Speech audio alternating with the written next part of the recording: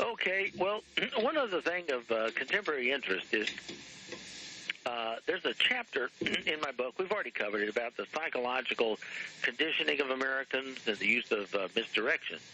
And the thing that I would point out there is Edward Bernays in 1928 in his book Propaganda talked about they were able to manipulate us. They're like, he said the scientific means are now available, or we're like an invisible government, and so on.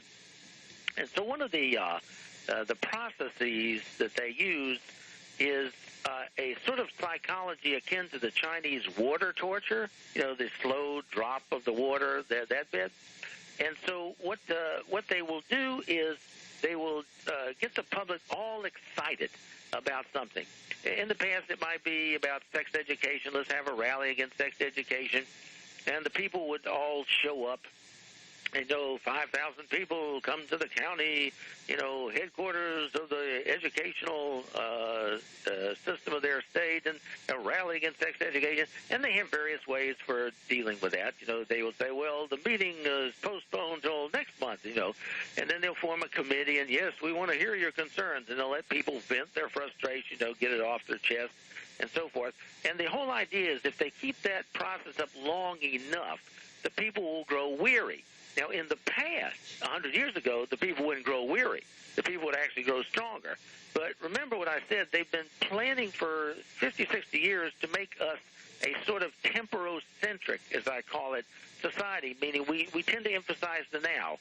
Orwell said, keep them busy, we quicken the tempo of human lives, go, go, go, go, go. And what you do is you wear people out. Basically, if you're running all over the place every day, taking Johnny to the baseball game, Susie to ballet practice, go over here for the luncheon meeting of the women's auxiliary, go, go, go, go, go, all over the place, you're sort of tired, right? So you don't have a lot of energy at night to, go to the PTA meeting or some sort of meeting to discuss what's going on in the schools. Well, it's the same sort of thing with a Common Core or anything. They will let you hold lots and lots of rallies, right? And they'll encourage you, come on, let's go, let's organize again. And so what they have done over about 60 or 70 years ago... Hold that thought, Dennis. We'll be back here in just a moment. Well, this is Dr. Stan, and Dennis is simply pointing out how they dissipate our energies, right. And they will allow certainly demonstrations. They will allow certainly people to attend the meetings certainly of the various government committees. But it's all there. You just go there, you get up and talk, and nothing happens. Right. It's all to wear you down. Understand, ladies and gentlemen, this is correlated from the top. They control these committees. What you need to do is get on these committees and take them over. What you need to do is get your kids out of government schools, because they're going to destroy their hearts and minds and souls. That's the purpose of education, is to destroy the souls of our children and to turn them against God. They've done a wonderful, wonderful job. Our guest is Dr. Dennis Cuddy, and certainly if you haven't read his books, we do carry a number of them. You can get them by calling 1-800-544-8927. But the two we're talking about right now, the Power Elite and their secret plan, and the Power Elite, their history and their future. Dr. Cuddy, go right ahead, but people must understand we're moving towards a fascist, feudal dictatorship, a two-stage system, a small ruling oligarchy, and then a great mass of people who are being watched and monitored all the time as the government accumulates ammunition and automatic weapons and armored personnel carrier for our local police forces. Ladies and gentlemen, freedom, as we've noted, is simply going to soon be a remembrance of things past. But most people aren't concerned because life is just so good. But I will tell you one thing, and I'm firmly convinced of it, and it's all about to change. If not this year, next year. Go right ahead, Dr. Cuddy. Yeah, I think you'll start to see a major shift downward in 2016 to prepare the way for Jeb Bush in his coronation, whatever you want to call it. And Common Core is part of this the wearing down process. You'll hold rallies and so forth. But like Dr. Stan said, you go to these meetings and, you feel real good after you come out. Yeah, well, I told them, yeah. And how about you, Jane? Yeah, Jane told them. But in the end, after 5 or 6 of these meetings, you finally start to wake up and say, well, yeah, we did a lot of talking, but nothing's changed. So they have these strategies for wearing you down, as Dr. Stan said, dissipating your energies.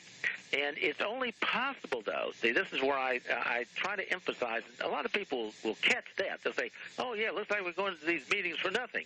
What they don't understand is that this is a psychology that they use many times that is only successful because they have changed the thinking of the people from 50, 60, 70 years ago. The people 50, 60, 70 years ago were very strong, very tenacious.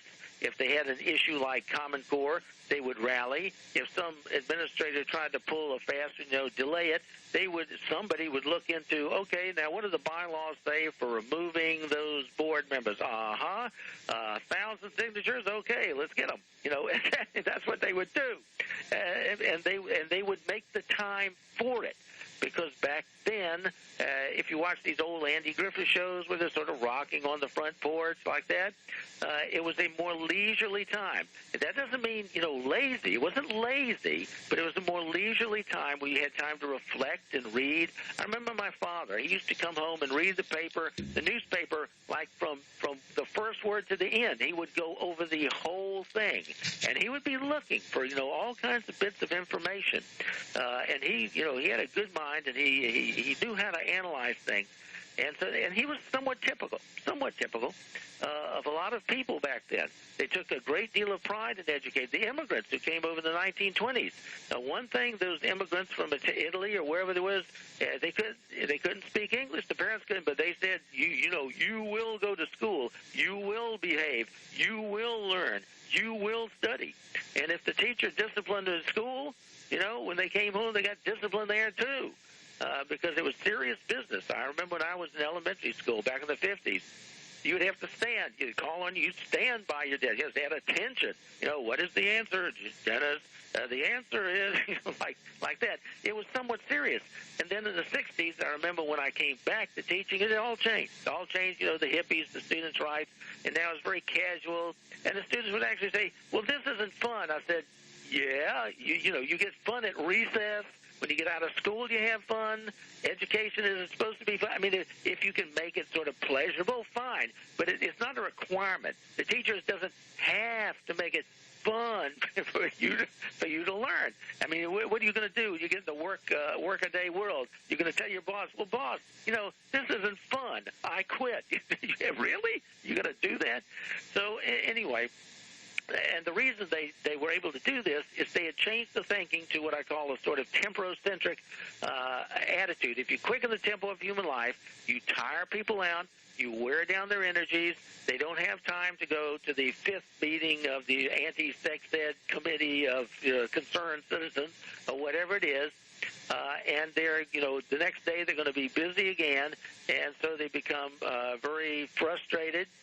They say, why bother? It doesn't do any good. It's sort of the why fight City Hall syndrome, and things are kept moving and changing so quickly that even if you do succeed in one particular area, well, guess what? Next year it's something else. In this case, it's just repackaging. Common Core is, to a large extent, what used to be outcome-based education based on the national education goals, from which you got America 2000 under George H.W. Bush and Goals 2000 under Bill Clinton. It's somewhat different, but not that much. It's the same sort of principle. But like I said before, now they're increasing the breadth of this thing because they, as Dr. Stan said when he advocated people get their children out of the public schools and homeschool, these people are not idiots. They know that. They know that that movement is afoot. They know that there's an increasing number of homeschoolers, for example. And that's one reason they're pushing Common Core, because they have determined that they're going to have trouble unless they coerce the homeschoolers, private schoolers, parochial schoolers, whatever it is, into aligning their curriculum at home, whether they like it or not, with Common Core, because that's the only way the little homeschooling Johnny is going to get in UCLA or wherever it is, because he's not going to do well on the SAT test, which are being aligned with these Common Core principles. And so what you have is you're going to have a national curriculum, and that curriculum will largely be adopted even by the private schoolers, parochial schoolers, homeschoolers. They don't want to, but if Johnny's going to get into UCLA or any higher education, Johnny's going to have to do well on the SAT or ACT college entrance exam. And the only way Johnny's going to do that is if he, reads Judy Blume or something, and as a matter of literature, and not, various classical literature. That's one of the things in reading literature in Common Core. They have a lot of manuals, and you'll ask if people have to deal with manuals today.